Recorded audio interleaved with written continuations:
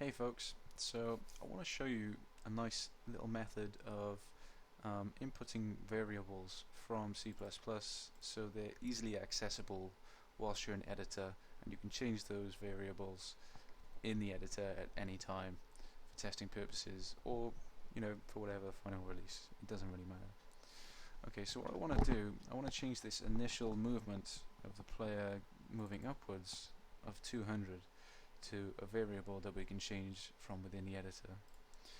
So what I'm going to do, I'm going to go to the header file and I'm going to declare a float, and I'm going to call this initial movement. Okay, and give this property of edit anywhere and blueprint read write with a category of movement.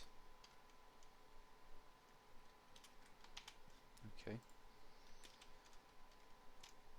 and I'm going to put a comment around this.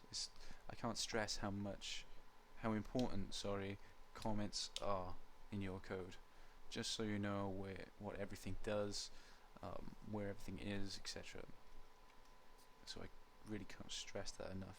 You'll be seeing me putting comments pretty much everywhere in my code, just to remind myself what certain variables are for, what functions do, why I put them there.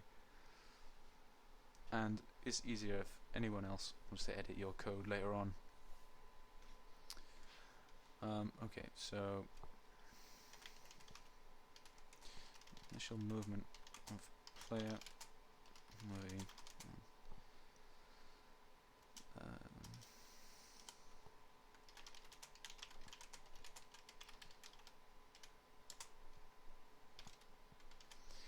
okay, initial movement. So let's initialize that. Let's give it a default value of 200, which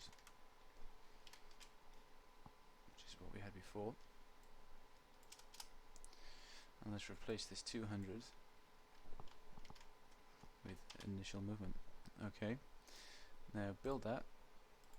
Okay, once that is compiled, open the editor with your project and let's see what we can do with this. Okay, so let's go into the blueprints folder and open up our character blueprint. Okay, let's find movement.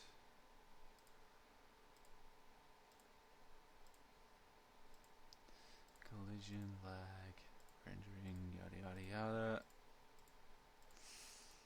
Oh man, it just goes on and on. Jeez. Movement, there it is, thank God for that. Okay, let's set this to a value of 600 for example's sake. And press play. And now when we press fly, look how far we've gone up initially. It's quite a lot. So I'm going to put that down to about 100.